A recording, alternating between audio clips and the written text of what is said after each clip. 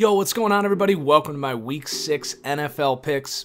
Things are really heating up again this week. We go 3-1 picking underdogs, 12-4 overall. Jason Garrett got his head out of his ass and gave the ball to Zeke Elliott, 4th and 1. In overtime on the Texans' 40-yard line, we might be 4-0 picking underdogs this week, but that's neither here nor there.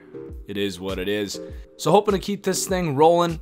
Again, guys, if you want to start wagering on the games, there is a referral link to Bovada in the description below. Do gamble responsibly, but if you want to get in on the action, that link will give you a match on your first deposit, a free bet worth half of your first deposit. So Week 6 kicking off with the Thursday Night Football, the Eagles at the Giants. Eagles favored by 3 in this one, coming off a gritty matchup against the Vikes where both teams were really in must-win mode. Now the Eagles losing that game, I think, are going to be in complete must-win mode for this game. I think they'll come in focused. The Giants and that offense just so inconsistent. Eli is just all over the place. I don't love the Giants' defense either. I think the Eagles take care of business in a big primetime game tonight. I'm going Eagles 24-16.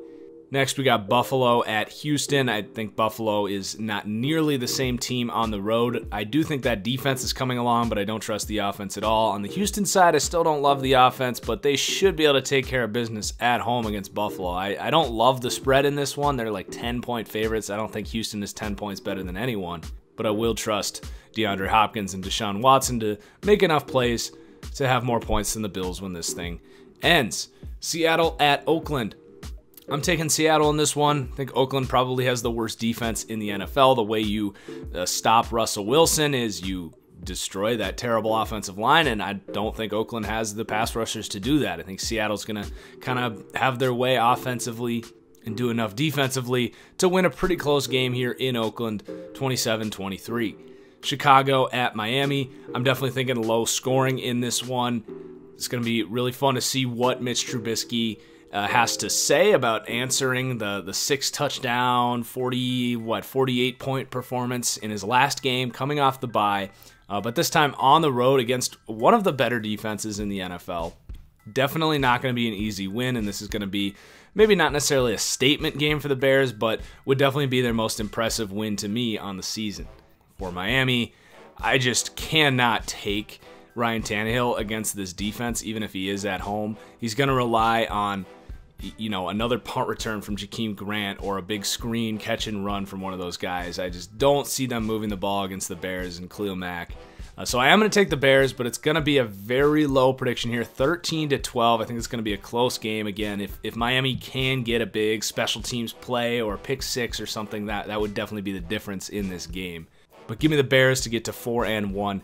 And next we got the Steelers at the Bengals. And this is going to be my first upset of the week. I think the Steelers really kind of showed up last week, first game in October, and they're ready to finally start playing some football. The defense is playing a little better. I think that pass rush is going to look really good against this Bengals line. And I just think the Steelers offense is starting to click a little more. I rank the Steelers ahead of the Bengals in my power rankings, and people were heavily critical of that. I think they proved me right this week. Win a close game in Cincinnati, 29-26.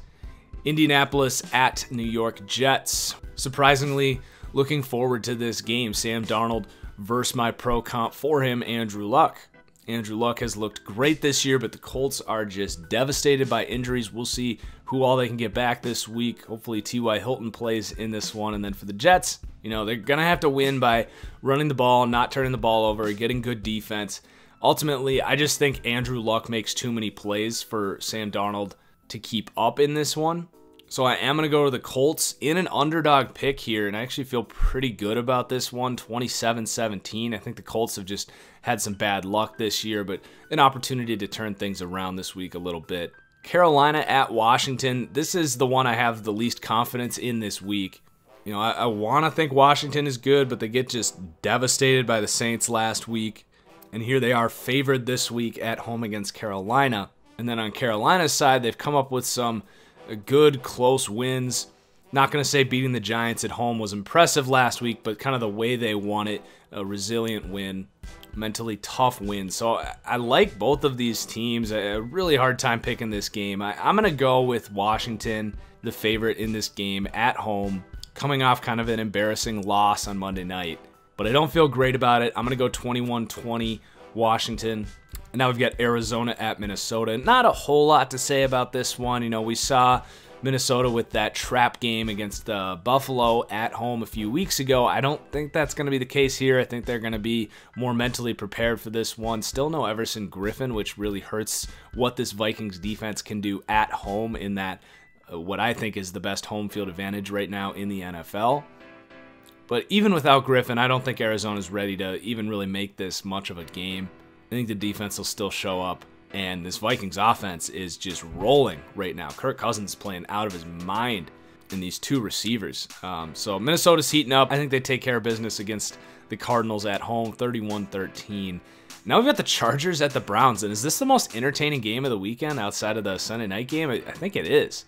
The Browns are fun to watch. Baker's fun to watch. Phillip Rivers is playing lights out. That offense is clicking.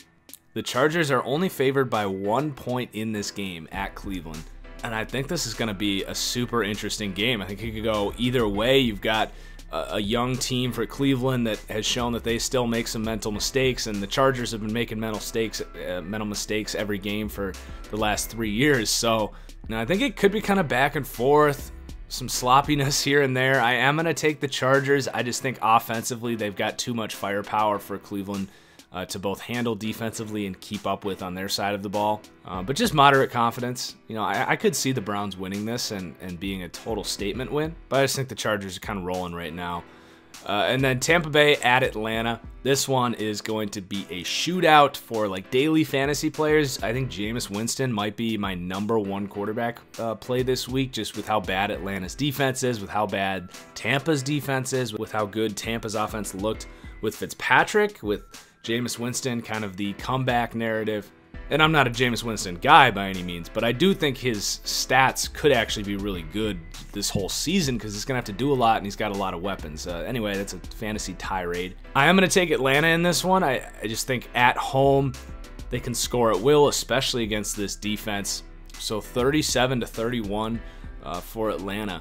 Now we've got the Rams at the Broncos. I think this is going to be a better game than it looks. Brandon Cooks and Cooper Kupp, as of this recording, still are not practicing. I find it hard to believe that both of those guys will sit out with concussions. If they're both out, I would actually maybe switch this to Denver. We'll see on Sunday. I'll probably tweet something out if anything's going to change here. But pretty much everything I said about that Rams-Seahawks game last week, where I basically said it kind of feels like a trap game for the Rams, that the Seahawks had a chance if they could get over 20 points, and they did, and they almost won that game. Now, I don't have nearly that much confidence in Case Keenum and this Denver offense to be able to do that. So I am going to take the Rams 27-16 to win kind of comfortably right now. Again, we'll monitor the situation with those receivers. And then we've got the Jaguars visiting the Dallas Cowboys. I'm going to take the upset here. I think Dallas has actually played really good defense the last 2 weeks. I think Blake Bortles is going to struggle in this game at Dallas. Still a lot of problems offensively, though. So, I mean, if Jacksonville pulled this off like 13-10 and Dallas just couldn't get anything going offensively, would I be surprised? No. But I just don't trust Blake Bortles on the road. I think Dallas can win a kind of a close, low-scoring game here, 20-16. Baltimore at Tennessee. We've got another upset here. For the first time ever, I picked the Browns to win on this channel against Baltimore last week, citing that I don't trust Baltimore's offense, especially on the road. And for all of those reasons, I am going to take Tennessee in this game, especially coming off what was kind of an embarrassing loss against the Bills. I think this offense is going to get some things going. I don't think they're going to look great against this Baltimore defense, but Tennessee's defense has been pretty under the radar good this year. So I like Tennessee to pull the upset in this one. And then moving on to the Sunday night game, the Chiefs at New England. This is going to be one of the best games of the entire season. Should be very high scoring. I don't like New England's defense, while I also don't like Kansas City's defense. And last week, New England really kind of started to click offensively for, I think, the first time this year. So we should see some fireworks here. But when all is said and done, in a game that is probably going to turn into a shootout. I don't think the Patriots have the weapons, and I don't think Tom Brady has shown that same ability to really drive the ball downfield either. Granted, he doesn't have the weapons he's had in the past. So I think more big plays for the Chiefs, 6 points being the difference in this one. I'm going to take the Chiefs to pull the upset in New England, a statement win for Pat Mahomes and this team. And then the last pick of the week, San Francisco at Green Bay.